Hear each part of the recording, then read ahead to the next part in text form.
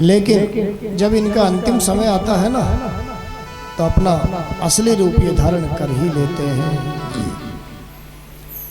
वास्तविक स्वरूप धारण किया, बड़ा विशाल लंबा चौड़ा स्वरूप, छोटे से गोपाल को लेकर के अनंत आकाश में उड़ गए।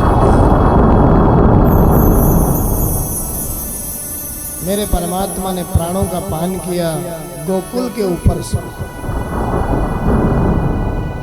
थोड़ा हटाया मथुरा की तरफ, कंस महाराज का जहाँ बगीचा है, उस बगीचे के ऊपर पूतना के प्राणों का हरण किया और पूतना का विशाल शरीर धड़ाम से उस बगीचे के ऊपर गिरा। सारा बगीचा ही। सुखदेव जी महाराज कहते हैं, भैया पतमानो पितदेह त्रिगव्युत्यंतर ध्रुवान चूर्णयावास राजेंद्र महदासित तदद्भुत। हे राजेंद्र, भैया पूतना का इतना विशाल शरीर है, उस बगीचे पर गिरा, सारा बगीचा चूर्ण चूर्ण हो गया, चूर चूर हो गया। कितना लंबा चौड़ा शरीर है पूतना का। 6 कोस की बात तो भागवत में ही वर्णित है, भागवत में लिखी है। 6 कोस का शरीर लंबा चौड़ा। यहां से देवली कितना किलोमीटर है? 6 कोस है। हाँ तो ठीक है। देवली जितना लंबा चौड़ा शरीर, इतनी बात तो भागवत में लिखी है। पतमानो पितदेह, उसकी देह जब उस बगीचे पर गिरी तो सुखदेव भगवान वर्णन कर रहे हैं, त्रिगव्युत्यंतर ध्रुमा, 3 गव्युति। एक गव्युति का व्याकरण की दृष्टि से 2 कोस होता है, 3 गव्युति का 6 कोस।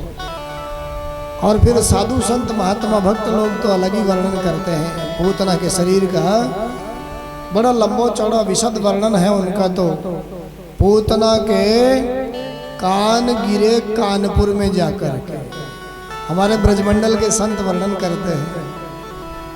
वाको मूड गिरो मुड़सान में जाकर के, गोकुल के बगल में गांव है मुड़सान, मूड गिरो मुड़सान में जाकर के, पाम गिरे पैगाम में जाकर के, हाथ वाके गिरे जाकर के हाथ रस में, और कान गिरे कानपुर में जाकर के।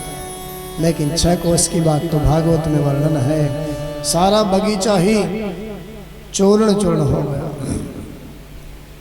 बड़ी जोर से आवाज हुई। यशोदा माँ गोपियों के साथ दौड़ी दौड़ी आई, मेरो लाला कहाँ है, कन्हैया कहाँ है, गोपाल कहाँ है। ब्रजवासियों के सहयोग से विशाल वक्षस्थल पर से गोपाल को उतारा गया और इन ब्रजवासियों ने पूतना के शरीर के छोटे छोटे टुकड़े बनाए। इतना बड़ा विशाल शरीर है, छोटे छोटे टुकड़े किए। और फिर सुखदेव जी महाराज कह रहे हैं परीक्षित से, राजन यमुना किनारे चिताएं बनाई और उन चिताओं में उन टुकड़ों को, उसके शरीर को रखा और उनमें आग लगाई। भैया उन चिताओं से सुंदर सुगंधी निकलने लग गई। बोलिए भक्तवत्सल भगवान की जय हो। सुंदर सुगंध निकल रही है। परीक्षित ने कहा, गुरुदेव मैं आपसे पूछना चाहता हूं, पूतना के शरीर से सुगंध कैसे निकली? वो तो पवित्र नहीं थी ना, वो तो राक्षसी थी, उसका कुल ठीक नहीं था, उसका नाम ठीक नहीं है, उसका काम ठीक नहीं है। मेरे परमात्मा ने उसका उद्धार क्यों कर दिया? उसको क्यों गति दे दी? कौन सी गति दी मेरे परमात्मा ने? जो गति मैया यशोदा को सैकड़ों वर्षों के बाद में देने वाले हैं, आज जहर पिलाने वाली उस पूतना को मेरे गोपाल ने वही गति प्रदान कर जो अपनी मां को देने वाले। भैया जिसका आंचल गोविंद ने पान कर लिया वह राक्षसी थोड़ी है। भगवान ने मां की गति उसको प्रदान कर। न जाने कौन से गुण पर दया निधि रीझ जाते हैं। आज कोई अवगुण नहीं देखा पूतना के जीवन में, मेरे परमात्मा ने कोई अवगुण देखा ही नहीं, केवल एक गुण देख लिया, ये वही काम कर रही हैं जो माँ यशोदा करती हैं। हाँ, फर्क इतना है, माँ यशोदा मुझे जीवन दान देने के लिए आंचल पान कराती है, ये मारने के लिए आंचल पान कराती है, बाकी काम तो वही है। और इसीलिए जो गति सैकड़ों वर्षों के बाद माँ यशोदा को देने वाले हैं, आज वही गति पूतना को प्रदान कर। क्यों दे दी गति, क्यों उद्धार कर दिया? किसी ने कहा महाराज उसका नाम ठीक होगा इसलिए उद्धार कर दिया, तो नाम भी ठीक नहीं था। पूतना जो पवित्र नहीं है वो पूतना है, उसका नाम ठीक नहीं है, फिर भी उसको गति दे दी। किसी ने कहा महाराज नाम ठीक नहीं था तो उसका काम ठीक होगा इसलिए गति दे दी। सुखदेव भगवान कहते हैं भैया काम भी ठीक नहीं था। काम क्या था? लोक बालग्नि, गांव में जा जा करके, घरों में जा जा करके छोटे छोटे बच्चों को मारना, यही उसका काम था। लेकिन फिर भी मेरे परमात्मा ने उसको गति दे दी। परीक्षित महाराज कहते हैं गुरुदेव नाम ठीक नहीं था, काम ठीक नहीं था, उसका खानदान ठीक होगा इसलिए भगवान ने उसको गति दे दी। सुखदेव भगवान कहते हैं नहीं भैया, उसका खानदान भी ठीक नहीं है, कुल भी ठीक नहीं है। राक्षसी कौन सा खानदान है? राक्षसी कुल में पैदा हुआ, फिर भी गति दे दी। परीक्षित कहते हैं गुरुदेव नाम ठीक नहीं है, काम ठीक नहीं है, खानदान ठीक नहीं है, तो उसका खान पान ठीक होगा इसलिए भगवान ने उसका उद्धार कर दिया।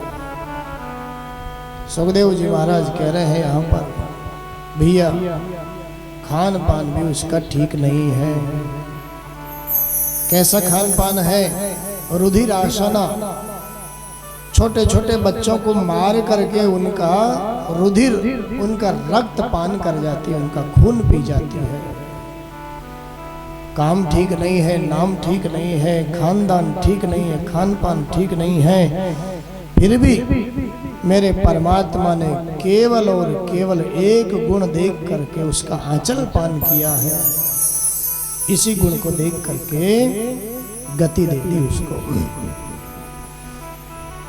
सुखदेव जी महाराज यहाँ वर्णन कर रहे हैं भैया अगर कोई श्रद्धा से, किम श्रद्धया पुनः भक्त्या कृष्णाय परमात्मने यच्छन प्रियतमं किमुनो रक्तास्तन्मातरो भवा। अगर कोई श्रद्धा से भजन करता है, उस परमात्मा का भरोसा करता है, तो क्या उसकी गति नहीं हो सकती क्या? ऐसे ऐसे लोगों को मेरे परमात्मा ने गति प्रदान करी है, तो क्या जो भक्ति भाव से परमात्मा को भजे उसकी मुक्ति को कोई रोकने वाला है क्या? कोई रोकने वाला नहीं है। इधर नंद बाबा मथुरा में आए, कंस को वार्षिक कर दिया। पुराने जमाने में लोग आगे हो करके कर देते थे, टैक्स की चोरी नहीं करते थे लोग। आजकल तो लोग तरह तरह के उपाय करते हैं टैक्स चोरी करने के लिए, लेकिन यहाँ कथा में देखो वर्णन है, नंद बाबा आगे से कर देने के लिए आए, वार्षिक कर देने के लिए आए मथुरा के राजा कंस को।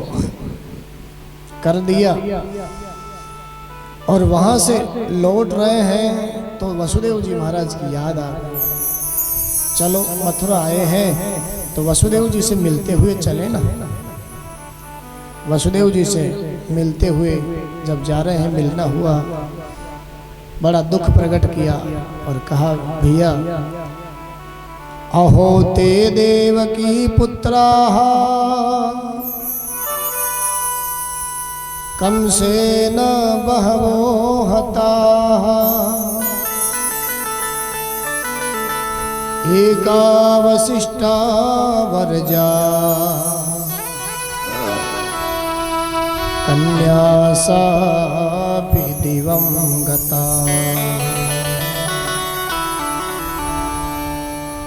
नंद बाबा ने कहा रे वसुदेव भैया एक एक करके तुम्हारे 6 बालक दुष्ट कंस ने मार डाले, 7वां गर्भ में नष्ट हो गया और 8वीं एक कन्या हुई, मैंने ऐसा सुना, लेकिन वह भी अनंत आकाश में दुष्ट कंस के हाथों से छूट करके चले गए। भैया बड़े दुख की बात है। दोनों मित्र हैं। आज वसुदेव जी महाराज कहते हैं बाबा कोई दुख प्रकट करने की आवश्यकता नहीं है, कोई बात नहीं है। अरे एक बेटा तो मेरा आपके यहाँ है ही सही, रोहिणी का बालक।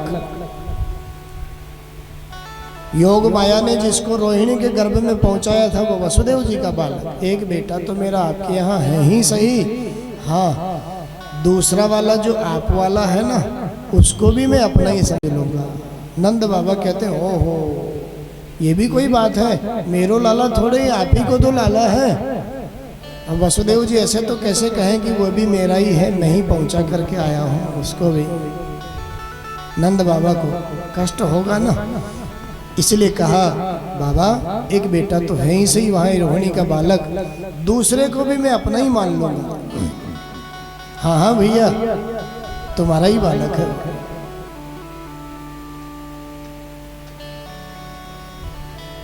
आज वसुदेव जी महाराज कहते हैं नंद बाबा से बाबा अब आप शीघ्रता से गोकुल जाइए, क्योंकि मुझे ऐसा आभास होता है आपके गोकुल में कोई उत्पात हो सकता है। नंद बाबा आए, इधर पूतना के संस्कार किया, चिताएं बना बना करके भगवान ने सदगति कर दी उसकी। सुखदेव भगवान परीक्षित से कहते हैं राजन माँ यशोदा का अपने गोपाल के प्रति ऐसा वात्सल्य है, कहाँ तक वर्णन करें उनके वात्सल्य को। आज गोपियाँ कहती हैं मैया तुम्हारे लाला ने राक्षसी को स्पर्श कर लियो या को नजर लग गई दिखे। अपनी संतान के प्रति माताओं का ये वात्सल्य भाव भगवत कृपा से रहता है। बालक थोड़ा दूध नहीं पीवे तो देखो फिर माताओं का हाल, कितने कितने वैद्यों की डॉक्टरों की लाइन लगा देती है। ये भभूत, ये कंडा, ये डोरा, क्या क्या करती है माताएं अपनी संतान के प्रति, ऐसा वात्सल्य भाव रहता है। माँ यशोदा भी आज गोपियों से चर्चा कर रही है, मैया राक्षसी ने आपके लाला का स्पर्श कर लिया है, हमको लगे आपको नजर लग गई देखे। तो बहनों नजर कैसी उतारी जाए कैसे, मैं तो जानू ही नहीं कैसे नजर उतारी जाए। सुखदेव भगवान यहाँ वर्णन कर रहे हैं कैसे नजर उतार रही है माँ यशोदा गोपियों के साथ में।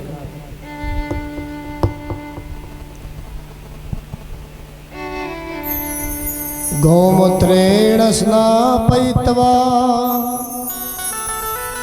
पुनर्गो रजसार्भकम् रक्षां चक्रुश्च सकृता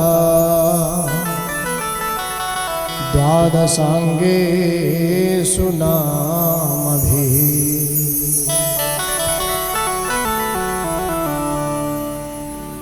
प्राचीन भारत में नजर कैसे उतारी जाती है बच्चों की।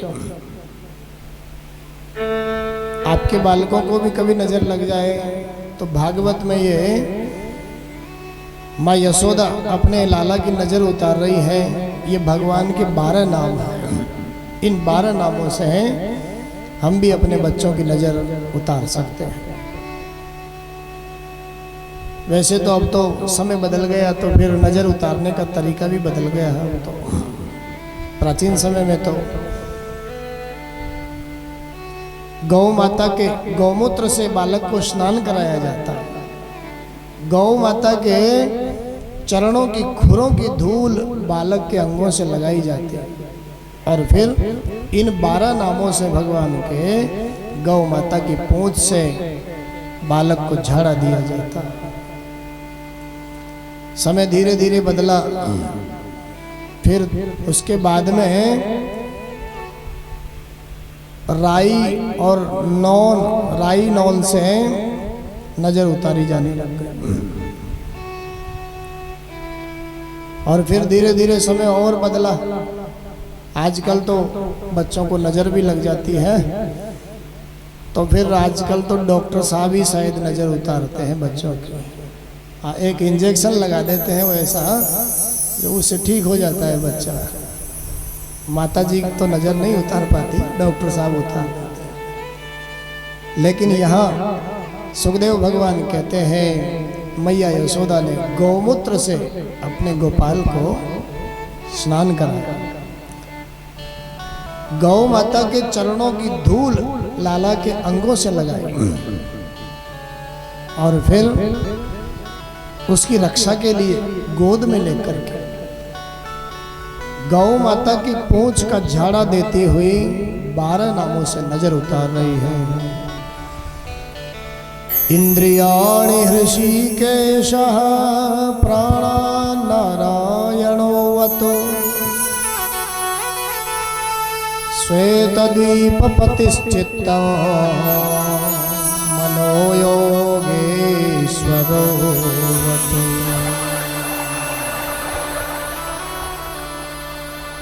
झाड़ा लगाती हुई क्या कह रही है मैया यशोदा? मेरे लाला के प्राणों की रक्षा नारायण भगवान करें। सोते हुए लाला की रक्षा माधव भगवान करें। खेलते हुए लाला की रक्षा गोविंद भगवान करें। भगवान के नाम लेती जा रही है और भगवान को ही गौ माता की पूंछ से झाड़ा देती जा रही है। मेरे परमात्मा कृष्ण भी मैया की गोद में बैठे बैठे हंस रहे हैं, प्रसन्न हो रहे हैं। ओहो देखो तो सही, माँ का भोलापन तो देखो, स्वभाव तो देखो। नाम भी मेरा ही और झाड़ा भी मुझे ही लगा रही है। मुझे ही झाड़ा लगा रही है, मेरे ही नाम से झाड़ा लगा। ऐसा वात्सल्य माँ यशोदा का। सुखदेव भगवान परीक्षित से कह रहे हैं राजन भैया, जो लोग इस पूतना मोक्ष की कथा को श्रद्धा से सुनते हैं, सुनाते हैं, उनके जीवन में गोविंद के चरणों में सहज उनकी प्रीति हो जाती है। परमात्मा के चरणों में सहज उनका प्रेम हो जाता है। बोलिए भक्तवत्सल भगवान की जय हो। माधुर्य लीला, माधुर्य शक्ति के माध्यम से मेरे परमात्मा इस ब्रजमंडल में बाल लीलाएं कर रहे हैं। महीने भर की लगभग उम्र हो गई परमात्मा की। जिस नक्षत्र में जन्म लिया था वही नक्षत्र फिर दोबारा से आया। मैया यशोदा ने आज उत्सव रखा। परमात्मा कृष्ण के हर उत्सव को उत्साह के साथ मैया यशोदा मना रही है। सुखदेव जी कहते हैं एक और राक्षस कंस का भेजा हुआ आया जिसका नाम सकटासुर। महल के आंगन में ये सकट पड़ा हुआ है और मैया यशोदा ने इसके ऊपर दही, दूध, माखन के भांड रखे हुए। राक्षस आया, इस सकट के रूप में सकट में प्रवेश कर लिया। मैया यशोदा ने सकट में लाला कन्हैया की 1 महीने की उम्र है झोली डाल, झोली कपड़े की झोली। गाँव में माताएं बहनें अपने बच्चों को झोली में सुला देती है ना, झोली में सुला करके फिर काम में लग जाती है। झोली डाल दी और गोपाल को उसमें सुलाया, घर के काम काज में लग गई। सकट के रूप में ये राक्षस आया। सकट जानते ही हैं आप सब लोग, जानते होंगे किसे कहते हैं सकट? हाँ, वो बैलगाड़ी चलती थी ना पहले, बैलगाड़ी। तो बैलगाड़ी गाड़ी से छोटा, हाँ, उसको सकट कहते हैं। संस्कृत में सकट कहते हैं। गांव में कहीं कहीं छकड़ा कहते हैं, कहीं कहीं तांगा कहते हैं, कहीं कहीं संस्कृत में उसको सकट कहते हैं। और इसी रूप में, इसी में प्रवेश कर लिया उस राक्षस ने। मन ही मन प्रसन्न हो रहा है, यहाँ कोई भी नहीं है, मैं और कृष्ण दोनों ही हैं बस। 1 महीने की उम्र है। मेरे परमात्मा ने झोली में से ही उसका उद्धार करने के लिए अपने चरण का ऐसा प्रहार किया, ऐसा प्रहार किया, प्रहार करके धरती पर पलट गए। और चरण का प्रहार होते ही सकट अनंत आकाश में उड़ गया। ऐसा चरण प्रहार किया, टुकड़े टुकड़े हो गए। जब धरती पर गिरा, टुकड़े टुकड़े हो गए। जुआ कहीं गिर पड़ा, पहिया कहीं गिर पड़ा, बीच का भाग कहीं गिर पड़ा। सकटासुर का उद्धार कर दिया मेरे परमात्मा ने। बोलिए भक्तवत्सल भगवान की जय हो। आवाज सुनाई पड़ी, मैया यशोदा तो सारे कामों को छोड़ करके भागी भागी आई। धरती पर पड़े हुए गोपाल को उठाया, गोद में उठा करके अंक से चिपका लिया, माथे पर हाथ फेर दिए। अपना आंचल पान करा रही है गोपाल। सुखदेव भगवान कहते हैं एक और राक्षस आया जिसका नाम तृणावर्त। थोड़े और बड़े हुए भगवान। महल के आंगन में मैया यशोदा माथे पर हाथ फेर फेर करके वात्सल्य के कारण अपना आंचल पान करा रही है। ये तृणावर्त गर्मी के दिनों में ये गोल गोल हवा चलती है ना, हाँ, उसके रूप में आया। तृणावर्त का मतलब तृण माने तिनका और आवर्त माने खजाना। तिनकों का खजाना गोल गोल हवा के रूप में घूम घूम करके आया। मेरे परमात्मा को ले जाना चाहता उड़ा करके मारने के लिए, लेकिन कैसे ले जाओ? परमात्मा तो मैया का आंचल पान कर रहे हैं ना। भगवान ने देखा इसके उद्धार का समय हो चुका है, तो ऐसी लीला करी। यह वर्णन है, ऐसी लीला करी, अपना वजन बढ़ाया और मैया को मोहित कर दिया अपनी माया से। मैया यशोदा को ऐसा लगा जैसे मैंने अपने लाला को गोद में नहीं लिया है, किसी पत्थर को उठा लिया क्या मैंने, ऐसा भार बढ़ा। गरिमाणम शिशोर बोढ़ुम न सेहे गिरिकूटवत। ऐसा लगने लगा मैंने कोई चट्टान उठा ली क्या, मैंने किसी पहाड़ को रख लिया क्या गोद में। सहन कर ही नहीं पाई, और जब सहन नहीं कर पाई तो अपने गोपाल को गोद से उतार करके धरती पर लिटा दिया। भूमौ निधाय तम गोपी विस्मिता भार पीड़िता। चक्रवात के रूप में आया ये तृणावर्त, गोल गोल हवा के रूप में। और जो ही मैया यशोदा ने धरती पर लिटाया, गोल गोल हवा में चक्रवात में फंसा करके मेरे परमात्मा को अनंत आकाश में ले गए। मेरे परमात्मा ने भी ज्यादा समय नहीं लगाया राक्षसों का उद्धार करने में। मेरे गोविंद ज्यादा समय नहीं लगाते, एक मुहूर्त में ही मेरे परमात्मा ने आकाश मंडल में उसके प्राणों का हरण कर लिया और प्राणों का हरण करके उसका उद्धार कर दिया। बोलिए भक्तवत्सल भगवान की जय। सुखदेव भगवान कहते हैं जो जो भी राक्षस आते जा रहे हैं सबका उद्धार मेरे परमात्मा करते जा रहे हैं। भगवान तो वैसे किसी को मारते नहीं हैं, स्पष्ट रूप से सुखदेव भगवान वर्णन कर रहे हैं, हे राजन हिंस्रः स्वपापेन विहिंसितः खलः साधु समत्वेन भयाद विमुच्यते।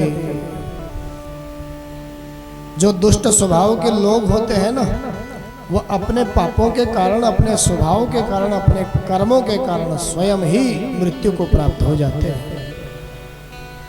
और साधु स्वभाव के जो लोग हैं अपनी समदर्शिता से, अपने साधुपने से, सीधेपने से जगत के समस्त भयों से मुक्त हो जाते हैं, समस्त डर से मुक्त हो जाते हैं। ऐसी ऐसी लीला मेरे परमात्मा कर रहे हैं। थोड़े और बड़े हुए, थोड़े और बड़े हुए गोपाल, लगभग 3-4 महीने की उम्र हो गई। कैलाश पर्वत पर ध्यान में मेरे परमात्मा शिव को पता चला, ओ हो मेरे नारायण ने तो कृष्ण अवतार ले लिया है। आज ध्यान में जब दिखाई दिया, मन में विचार किया, मेरे नारायण ने तो मुझसे कह रखा है सब स्वरूपों का दर्शन कराने के लिए।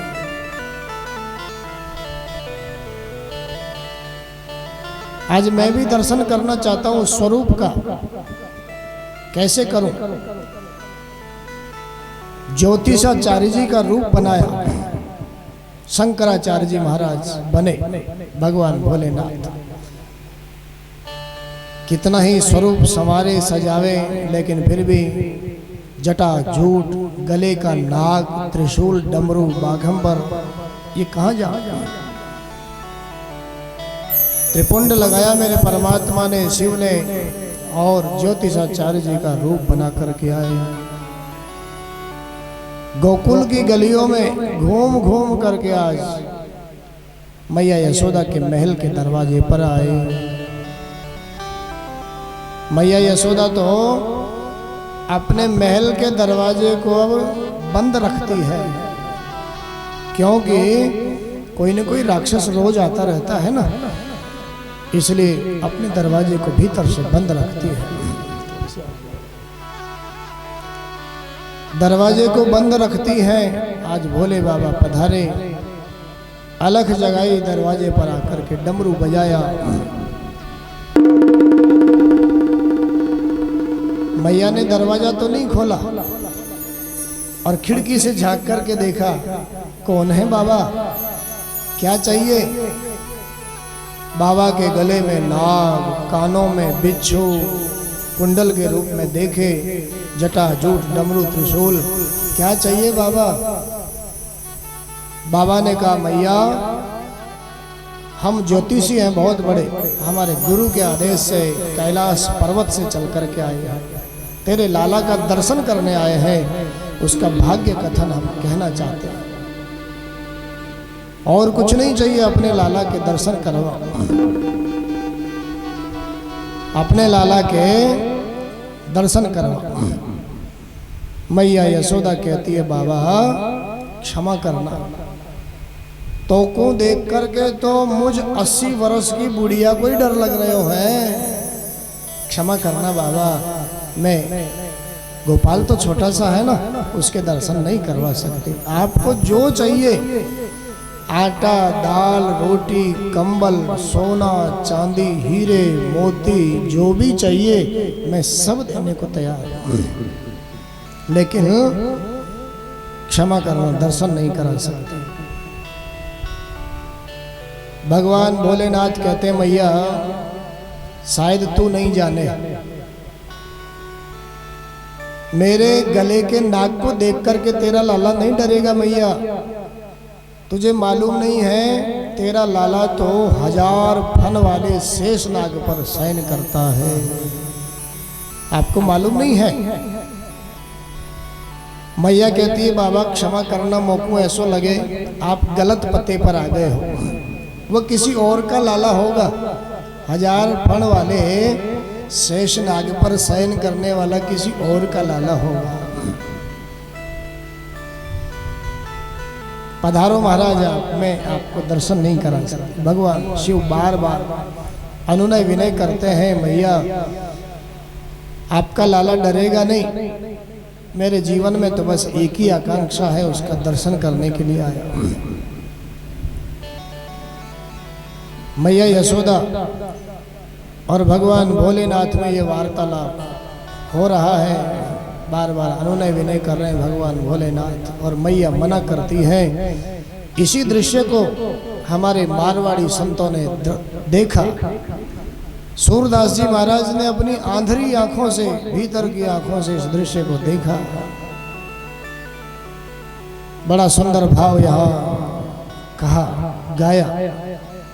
मैया कहती है, बोलिए भक्तवत्सल भगवान की जय हो।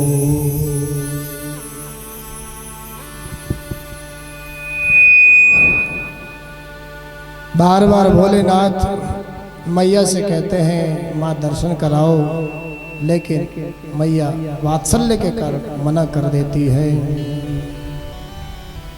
दिखाओ को ने लाला ने नजर लग जा, दिखाओ को ने लाला ने नजर लग जा, दिखाओ को ने लाला ने नजर लग जा। ओ नजर लग जाए मेरो काना डर जा, ओ नजर लग जाए मेरो लाला डर जाए। रे दिखाओ कोने लाला ने नजर लग जा, दिखाओ कोने लाला ने नजर लग जा।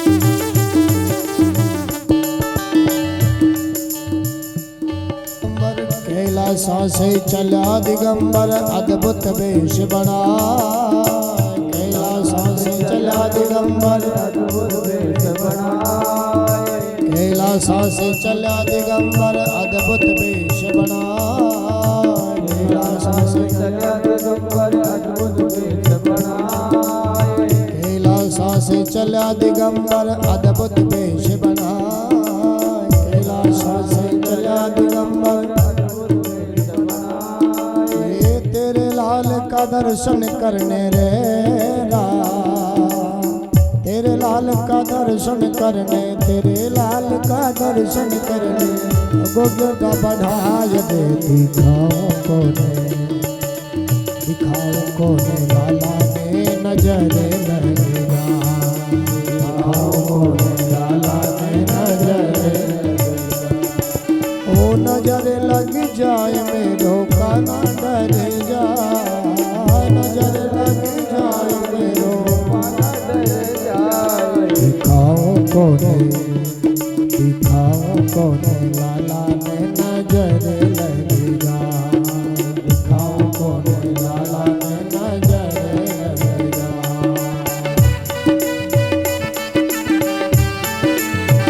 जय हो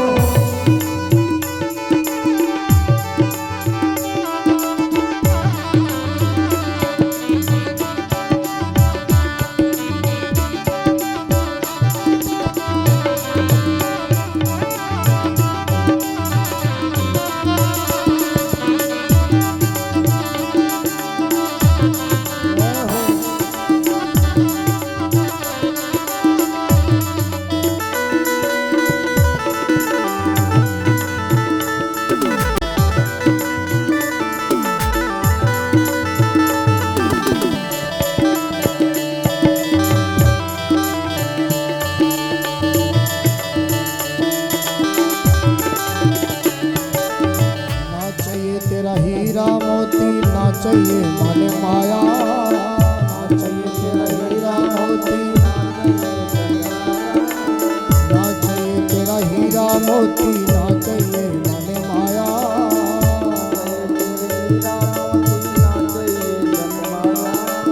तेरे लाल का दर्शन करने रे राम, तेरे लाल का दर्शन करने जो भी बनकर आया रे,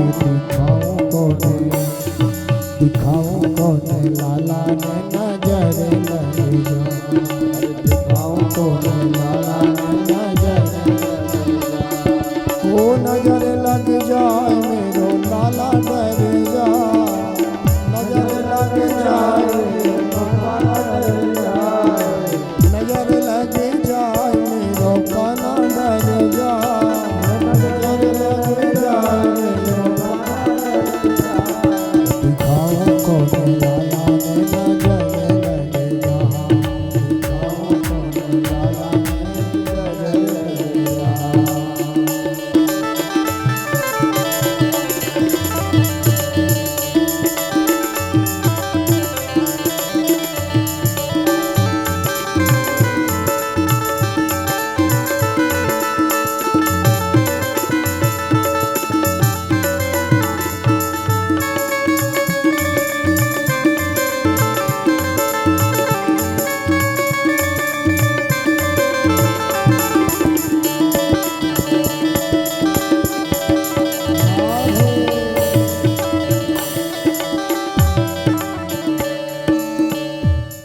दिखाओ कौन लाला ने नजर लग जा, दिखाओ कौन लाला ने नजर लग जा।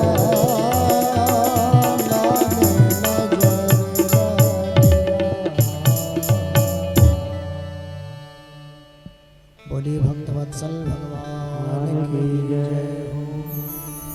बार बार भोलेनाथ माँ यशोदा से अनुनय विनय करते, माँ आपका लाला नहीं डरेगा, लेकिन मैया के वात्सल्य के आगे शिव जी को झुकना पड़ा।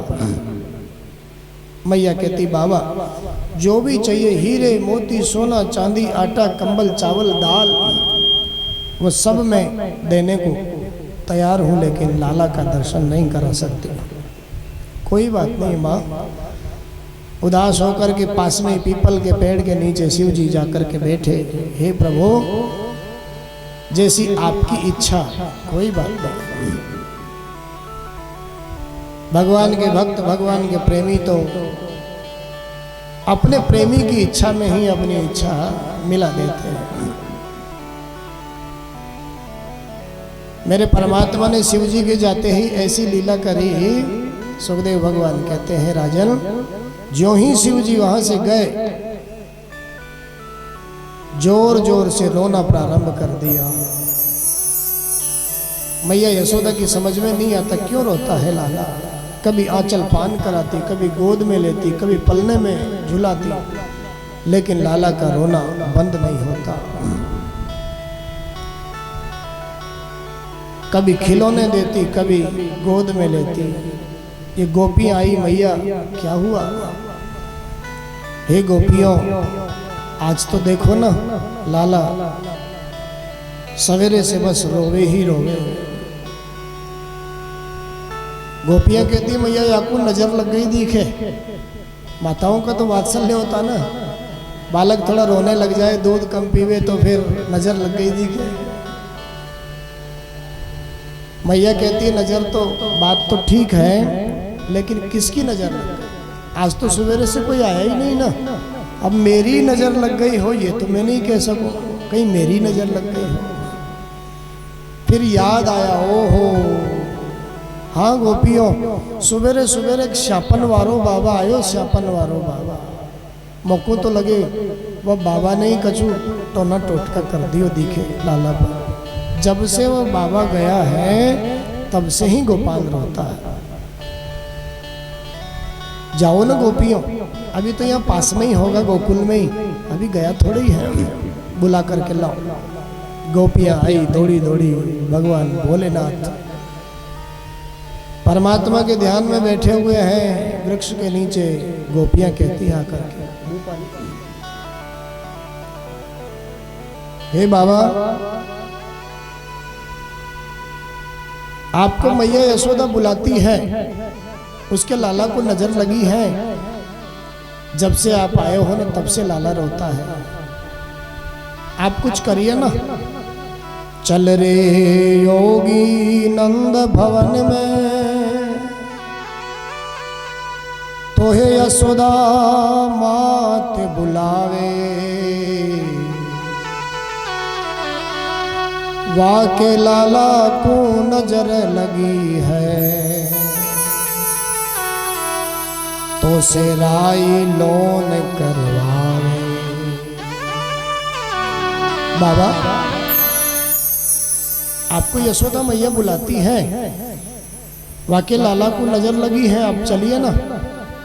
भगवान कहते हैं हम किसी के घर नहीं जाते। भगवान शंकर कहते हैं हमारे जाने से उसका लाला डर जाएगा ना। हमारे जाने से जिसका गोपाल डर जाए, लाल डर जावे, ऐसी जगह हम नहीं जाते। गोपियों ने बार बार अनुनय विनय किया। भगवान शिव ने कहा चलेंगे तो सही, लेकिन दर्शन होगा कि नहीं होगा। गोपियों ने कहा बाबा आप चिंता मत करिए, हम दर्शन करवाएंगे गोपाल का। भोलेनाथ पधारे। मैया महल के दरवाजे पर आ गई गोपाल को लेकर के, बस रोवे ही रोवे। बाबा आप जब से गए हो ना तब से बस ये रोता ही रोता है, कुछ ऐसा करो ना। ये हंसने लग जाओ, पहले की तरह रहने लग जावे। भगवान भोलेनाथ कहते हैं मैया अगर आप ऐसा चाहती हो ना तो इसके लिए तो आपके लाला को मुझे आपको मेरी गोद में देना होगा। अगर आप चाहती हैं आपका लाला चुप हो जाए तो आपके लाला को मेरी गोद में देना होगा। मैया कहती है बाबा रहने दे, गोद में तो मैं बिल्कुल नहीं दूं। हाँ चाहे ये रोता ही रहे, रोते हुए बालक का कुछ नहीं बिगड़ता। गोद में तो नहीं दे सकती, तेरे गले में बड़े बड़े नाग, कानों में बिच्छू, त्रिशूल, डमरू, बागंबर, ऐसा वात्सल्य माँ का। भगवान भोलेनाथ कहते मैया जब तक गोद में नहीं दो तब तक आपके लाला का रोना भी बंद नहीं हो। गोपियाँ कहती मैया हम सब यहीं तो खड़ी हैं, दे दो ना आप गोद में।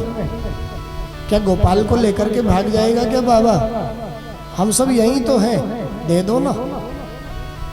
डरते डरते डरते डरते मैया ने भगवान भोलेनाथ के नाग का मुंह पल्ली तरफ करवाया और फिर डरते डरते डरते डरते गोपाल को गोद में दिया। ऐसी ऐसी लीला मेरे परमात्मा कर रहे हैं। ज्यों ही गोद में दिया, कैसी लीला करी मेरे परमात्मा ने। भगवान शिव की गोद में जाते हंसने लग गए, खिलखिला करके हंस रहे। मैया ने तो आगे बढ़ करके भगवान शिव की गोद से लाला को खींच लिया। बस बस बस बाबा मुझे तो इतना ही चाहिए था, बस अब आगे जब इतना ही है। लेकिन भगवान भोलेनाथ तो तृप्त नहीं हुए थे अभी। अपने इष्ट को गोद में लेकर के उनका सानिध्य पा करके तृप्त नहीं हुए। तो स्थिति ऐसी है, माँ की गोद में जाते फिर से रोना प्रारंभ कर दिया।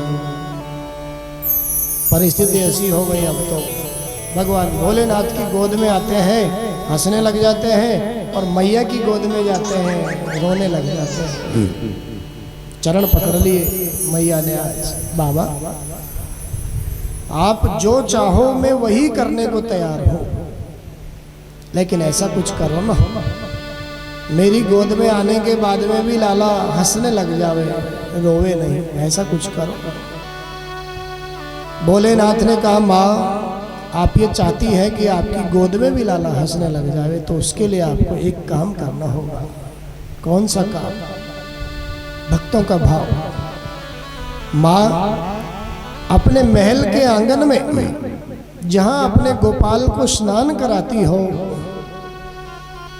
और स्नान का सारा जल इनके चरणों में होकर के जहां गिरता है, जिस जगह पर गिरता है उस जगह आप मेरे स्वरूप का स्थापन करवा दो,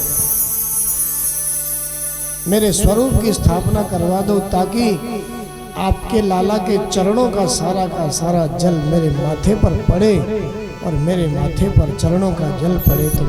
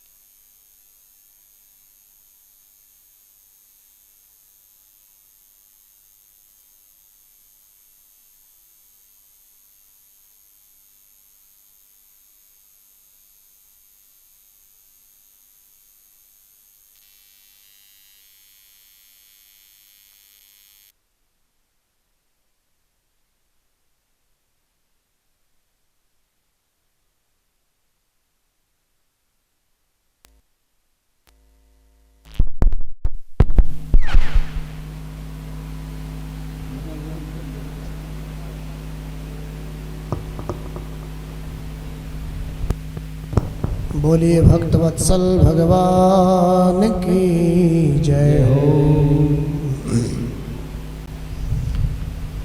मैया ने शिव जी की बात सुनी और सुन करके नंद बाबा से बात करके महल में शिवलिंग की स्थापना कराई। नाम हो गया नंदेश्वर महादेव। दर्शन कर लिया भोले बाबा ने। अब जाने लगे वहाँ से गोकुल से अपने कैलाश को। तो माँ यशोदा तो हाथ जोड़ कर के बार बार कहती, बाबा मैं तो कहती हूँ आप जाओ ही मत, नहीं यहीं रहो, क्योंकि फिर मेरा लाला कभी रोएगा तो मैं कहाँ ढूंढूंगी आपको। भोले बाबा कहते हैं, माँ अब मैंने ऐसा आशीर्वाद दे दिया है, आपका लाला कभी जीवन में रोएगा ही नहीं। मैया तो कहती है, बाबा रह रे योगी नंद भवन में, ब्रज में वासो कीजे,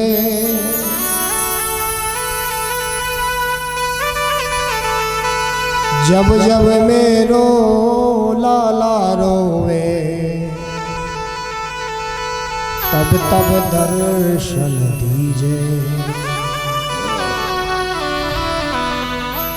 भगवान भोलेनाथ कहते हैं, माँ अब जीवन में कभी आपका लाला रोएगा नहीं। अनंत आशीर्वाद देकर के दर्शन करके चले। सुखदेव जी महाराज परीक्षित से कह रहे, राजन थोड़े और बड़े हुए मेरे परमात्मा, 6 महीने के आसपास उम्र हो गई। वसुदेव जी महाराज को मथुरा में चिंता होती है। बालक का जन्म होने के बाद में ज्योतिष शास्त्र के अनुसार प्रसूति स्नान जब हो जावे, उसके बाद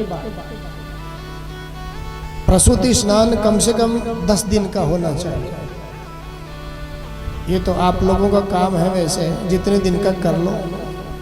वैसे कम से कम शास्त्र के अनुसार बालक का जन्म होवे, उसके बाद प्रसूति का जो स्नान है, जिसको क्या कहते हैं अपने यहाँ, नावण, कम से कम 10 दिन का होना चाहिए। आजकल तो माताएं 5 दिन का कर लेती हैं, 3 दिन का ही कर लेती है।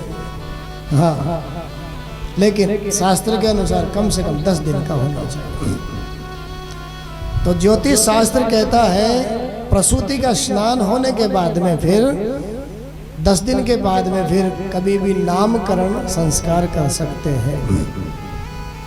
प्रसूति का स्नान से पहले नामकरण संस्कार नहीं होता। आजकल तो हॉस्पिटल से फोन आने लग जाते हैं, पंडित जी 10:15 पर बेटा हुआ है, आप नाम बता दो जल्दी से। अरे भाई इतनी जल्दी क्या है? अरे महाराज वो जन्म प्रमाण पत्र लेना है ना यहाँ से, उसमें नाम लिखाना पड़ेगा। तो यहाँ वसुदेव जी महाराज को चिंता होती है। रोहिणी का बालक तो और भी बड़ा है, और देवकी का जो बालक है वो भी 6 महीने की उम्र हो गई है। नामकरण तो किसी का नहीं हुआ दोनों में से। 6 महीने तो यहाँ ब्रजमंडल में उत्सव ही मनता रहा। आनंद घर आनंद भयो, जय कन्हैया लाल की। कभी नक्षत्र उत्सव है, कभी कौन सा उत्सव है। अपने कुल के पुरोहित गर्गाचार्य जी महाराज को वसुदेव जी ने भेजा। गर्गाचार्य जी महाराज गोकुल में पधारे। नंद बाबा ने प्रणाम किया। कहाँ से पधारे महाराज, कैसे आना हुआ?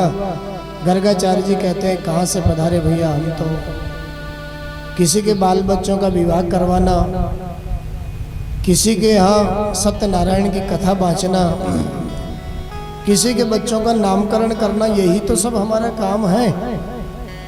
नंद बाबा और यशोदा मैया कहते हैं, ओहो, चौखी याद दिलाई महाराज आपने। हमारे घर में भी दो दो बालक हैं, एक यशोदा का और एक रोहिणी का। नामकरण तो किसी का नहीं हुआ। महाराज हमारे बालकों का भी नामकरण करो। गर्गाचार्य जी कहते हैं, बाबा मैं आपके बच्चों का नामकरण संस्कार नहीं कर सकता। क्यों? महाराज अगर कहीं कंस को पता चल गया वसुदेव के घर का पुरोहित नंद बाबा के बेटों का नामकरण करने गोकुल क्यों गया, कहीं उसको पता लग जाए कि गोकुल में जो नंद बाबा का लाला है वह भी कहीं वसुदेव का ही तो नहीं है, वही तो मेरा काल नहीं है। अगर ऐसा पता लग गया तो आपके बच्चों के जीवन में संकट आ जाएगा। बोलिए भक्तवत्सल भगवान की जय। यशोदा मैया और नंद बाबा कहते हैं, आप चिंता मत करिए महाराज, हम तो चुपचाप करेंगे ना गौशाला में, ये सारा कार्यक्रम चुपचाप कर लेते। भोजन करिए महाराज पहले आप, फिर नामकरण करना। गर्गाचार्य जी महाराज के लिए भोग बनाया और थाली में परोस करके गर्गाचार्य जी को बुलाया, आइए महाराज पहले भोजन प्रसादी पाई। गर्गाचार्य जी नामकरण करने आए हैं, तुलसी पधरा करके उस भोग में ऐसा नियम है, हम जो भी अपने जीवन में उपयोग में लेवें पहले अपने ठाकुर को अर्पण करें, उसके बाद में हम अपने उपयोग में लेवें।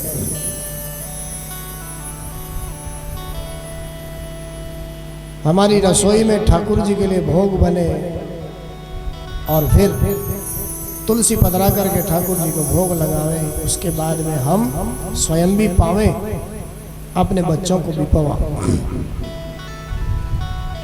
गर्गाचार्य जी ने तुलसी पधरा करके आंख बंद करके अपने प्रभु को स्मरण किया, हे प्रभु आपने जो दिया है पहले आप आरोगिए, उसके बाद में मैं प्रसाद रूप में पाऊंगा। ज्यों ही आंख बंद करके ऐसा भाव किया, यशोदा मैया का लाला घुटनों के बल चलने लग गया था ना, यशोदा का लाला घुटमन घुटमन आया और गर्गाचार्य जी की थाली में से भोग को पाने लग गया। ये कम इसको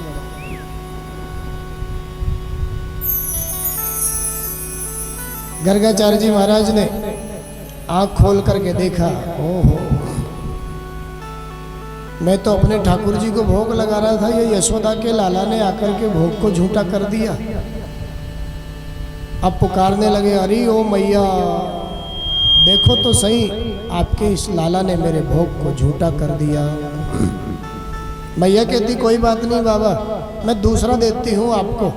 फिर दूसरी थाली लगाई और फिर दूसरी बार गर्गाचार्य जी भोग लगा रहे हैं। फिर कह रहे हैं, हे गोपाल हे परमात्मा आप आओ, पहले आप आरोगो, उसके बाद मैं भोग पाऊंगा, प्रसाद पाऊंगा। फिर दूसरी बार कई बार ऐसा ही हुआ। गर्गाचार्य जी महाराज ने ध्यान लगा करके देखा, आखिर देखो तो सही क्या कारण है, बार बार यशोदा मैया का लाला मेरे भोग को झूठा कर देता है। ध्यान लगा करके देखा तो ध्यान में साक्षात पूर्ण ब्रह्म परमात्मा सच्चिदानंद नारायण। ओहो, ये तो साक्षात नारायण है, निर्गुण है, निराकार है, परब्रह्म है। क्या नामकरण करूंगा मैं इनका।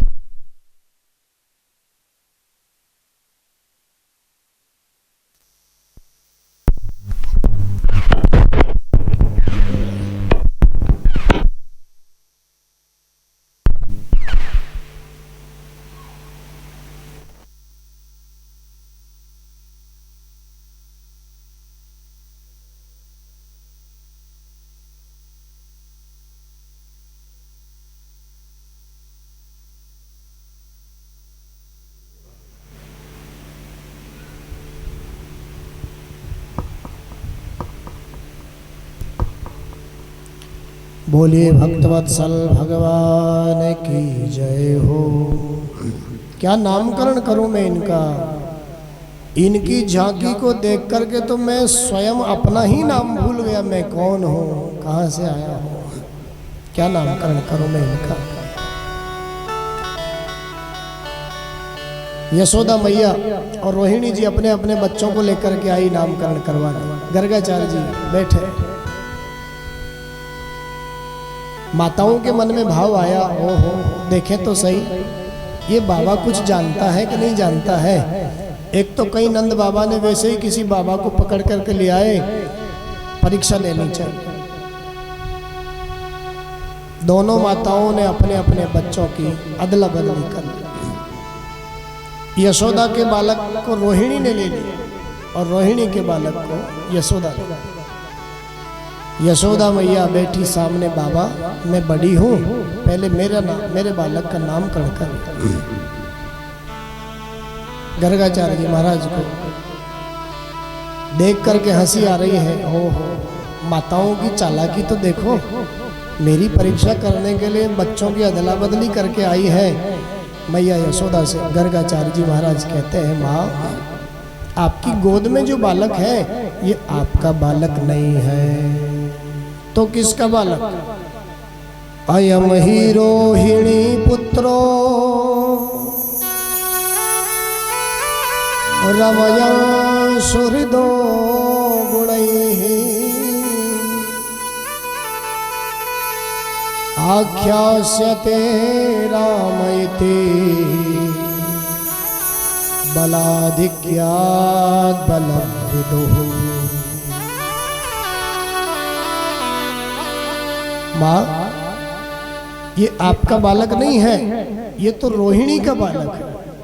ओहो, बाबा ने जो ही कहा, मैया ने हीरे की अंगूठी उतारी, पहनी हुई थी जो, और बाबा के चरणों में रख दी। बाबा एकदम सत्य बात बताई है आपने।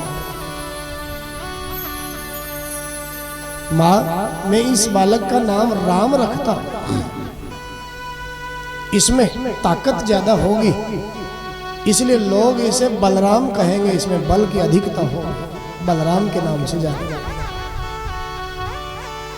इसकी ताकत समाज के कल्याण के काम आएगी, समाज का कल्याण होगा इसकी ताकत से, बल से, इसलिए लोग इसे बलभद्र भी कहेंगे।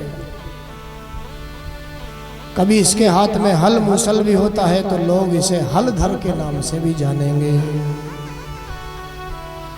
कभी किसी अवतार में ये एक गर्भ से खींच करके दूसरे गर्भ में ला करके स्थापित किया गया है। ये नहीं कहा कि इसी अवतार में, कभी लोग इसे संकर्षण के नाम से भी जानेंगे। ये शेष का अवतार, कितने कितने नाम इसके। मैया यशोदा ने तो रोहिणी का बालक रोहिणी की गोद में दे दिया और अपना बालक अपनी गोद में लेकर के कहा, बाबा क्षमा करना, हमने आपकी परीक्षा लेनी चाहिए। कोई बात नहीं, अब आप मेरे बालक का नामकरण करिए। गर्गाचार्य जी महाराज ने तो यशोदा मैया की गोद में गोपाल को देखा और पहले ही ध्यान से जान चुके थे ना, ये तो साक्षात पूर्ण ब्रह्म परमात्मा है, निर्गुण निराकार। आज मैया यशोदा की गोद में उस झांकी को देखा। सुखदेव भगवान कहते हैं उस झांकी को देखते ही गर्गाचार्य जी महाराज की समाधि लग गई। समाधि कैसी लगी? त्राटक समाधि, जिसमें मुंह खुला का खुला ही रह गया, आंखें खुली की खुली रह गई, श्वास लेना भी बंद हो गया। मैया बार बार कहती है, हाँ बाबा करो नामकरण संस्कार, बताओ ना मेरो लाला कितनो पराक्रमी होएगो, कितनी या की उम्र होएगी, कितने या के विवाह होएंगे। अब बाबा जी को तो समाधि लगी हुई है, मुंह खुला है, आंखें फटी की फटी है। बार बार यशोदा मैया आंखों के सामने हाथ करती है, बार बार नाड़ी देखती है, नब्ज देखती है। रोहिणी या बाबा जी के तो श्वास भी नहीं चल रही है। जोर से झकझोरा, अरे महाराज पधार गए क्या?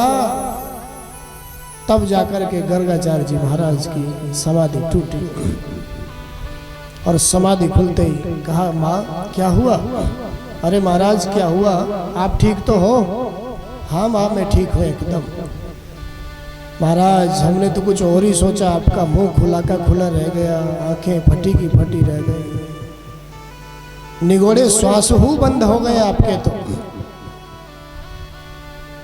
करिए ना मेरे बालक का नामकरण संस्कार। गर्गाचार्य जी ने फिर देखा और कहा, माँ क्या नामकरण संस्कार करूं मैं इसका? इसकी झांकी को देख करके तो मैं अपना ही नाम भूल चुका हूं, मैं अपने आप को ही भूल चुका हूं, मैं कौन हूं। कहना चाहते हैं मैया आपको लाला तो साक्षात निर्गुण निराकार परब्रह्म ईश्वर है, ये कहना चाहते हैं। लेकिन इतना ही कह पाए, मैया आपको लाला तो साक्षात, इतना ही कह पाए। तब तक मैया की गोद में जो लाला बैठा हुआ है ना, लाला ने मुंह पर अंगुली रख दी, नहीं बाबा नहीं बाबा, आगे मत बोलना। अगर आपने मोकू भगवान बता दियो ना मैया को, तो फिर ये आंचल पान नहीं करवाएगी, ये वात्सल्य नहीं मिलेगा, ये माखन मिश्री जो अपना बेटा समझ करके सेवा करती है ना, ये नहीं मिल पाएगा। फिर अगर आपने मैया को भगवान बता दियो मोकू, तो फिर आप तो जानते ही हो भगवान की सेवा पूजा कैसे होए बाबा। मैया मोकू ताक में बिठा देगी और ताक में बिठा करके 2 अगरबत्ती सवेरे 2 अगरबत्ती शाम को, बस 4 चिनौरी मिश्री का भोग लगाया, बस ऐसी सेवा हुए भगवान की। तो बाबा मैं भगवान बनना नहीं चाहता, यहाँ तो बेटा बनने में ही फायदा है बाबा, इसलिए भगवान मत बताओ। इतना ही कह पाए थे, आपके लाला तो साक्षात, भगवान ने अंगुली लगा दी मुंह पर पे, बात को बदल दिया गर्गाचार्य जी ने। मैया आपको लाला तो साक्षात गुणों का खजाना है। कहां तक गाँव में इनके नाम की महिमा। बहूनि संति नामानि रूपाणी च सुतस्य ते गुण कर्मान रूपाणी तान्य हम वेद नो जनाः। कोई आपके लाला को बनवारी कहेगा, कोई गिरधारी कहेगा, कोई मधुसूदन कहेगा, कोई केशव कहेगा, कोई माधव कहेगा, गोविंद कहेगा, कितने कितने नाम। कहाँ तक वर्णन करूं मैं, इसके आगे तो मैं भी नहीं जानता। नामकरण संस्कार करके चले गए। मैया यशोदा ने आज अपने लाला को स्नान कराया, सारी की सारी सेवा अपने हाथों से करती है माँ यशोदा। स्नान कराया, सुंदर श्रृंगार किया, माथे पर चंदन की टीकी लगा दी, आंखों में काजल लगाया। प्राचीन समय में माताएं अपने बच्चों को काजल लगाती थी। उसके 2 कारण होते हैं। शुद्ध काजल से आंखें ठीक रहती थी, पहला कारण। और दूसरा कारण सबको मालूम है, मेरे लाला को काऊ की नजर नहीं लग जाए। काजल लगाने के बाद में भी एक टीकी और यहाँ पर काली काली लगा देती माता। बालक खूब रोते, माताएं पकड़ पकड़ करके जबरदस्ती कागज लगाती। ऐसा हमने देखा है, हमारे माताजी जबरदस्ती काजल लगाती है। आजकल की माताएं तो शायद नहीं लगाती काजल अपने बच्चों को। क्यों नहीं लगाती? खुद का श्रृंगार ही इतना है, खुद के से फुर्सत मिले तो फिर बच्चों को काजल लगावे ना। कहीं जाना हो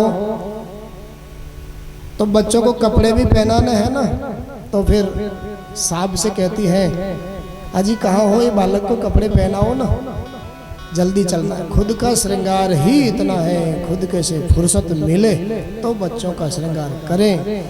लेकिन प्राचीन भारत की माताएं अपने बालकों को सुंदर सजाती। बोलिए भक्तवत्सल भगवान की जय। मैया ने काजल लगाया, चंदन की टीकी लगाई, मोर पंख का मुकुट पहनाया, गले में मोतियों की माला पहना दी, हाथों में मणियों के सुंदर सुंदर चमकने वाले कड़े पहना दी, कमर में करधनी बांधी, कटिकाशनी पहनाई, सुंदर श्रृंगार कर रही हैं। और फिर चरणों में छोटी छोटी पैजनियां, रुन झुन जिनकी आवाज होती है, छोटी छोटी पैजनियां बांधती हैं। श्रृंगार करके महल के आंगन में अंगुली पकड़ करके चल रही है। थोड़े बड़े हो गए थे ना गोपाल, साल भर के आसपास उम्र हो गई। पहले घुटमन घुटमन चलते, अब खड़े होकर के चलना सीखते हैं। महल के खंभों में मणियां जड़ी हुई है, उन मणियों में अपना ही प्रतिबिंब दिखाई देता है। गोपाल को समझते हैं ये दूसरा बालक है, दूसरा बालक समझ करके उसके साथ खेल खेलते हैं, किलोल करते हैं। खड़े होकर के चलने लगे थे। मैया ने अंगुली पकड़ करके आज महल के आंगन में पैजनिया बांध करके श्रृंगार करके चलना सिखा रही हैं।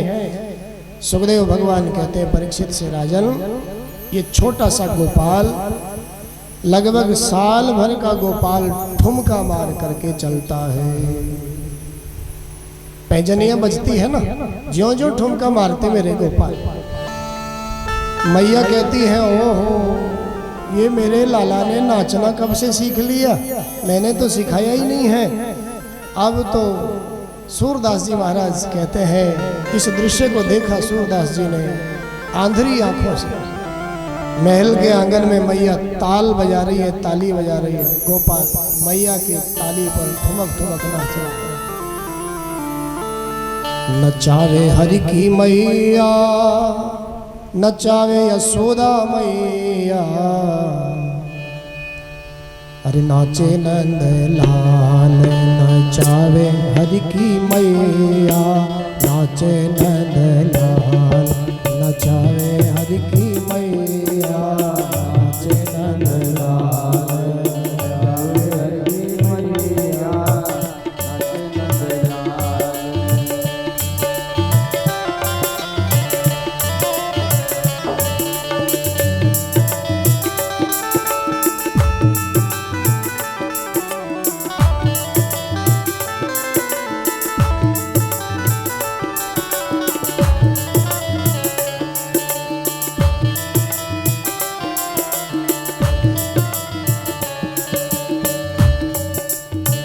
दूध न पीवे लाला, दहीड़ो न खावे, दूध न पीवे लाला, दहीड़ो न खावे, दूध न पीवे लाला, दहीड़ो न खावे, दूध न पीवे लाला, दहीड़ो न खावे। हो माखन मिश्री को बड़ो खवैया, माखन मिश्री को बड़ो खवैया, बोलो नाचे नंद लाल, नचावे हरि की मैया, नाचे नंद लाल, नचावे हरि की मैया।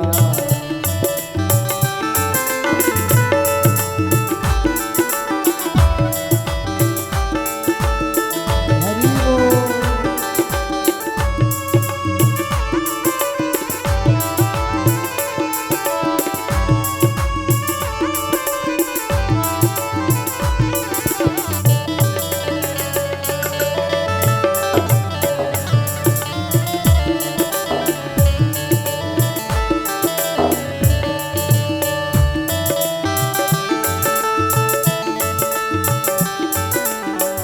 रुड़क झुड़क पग नेवर बाजे, रुड़क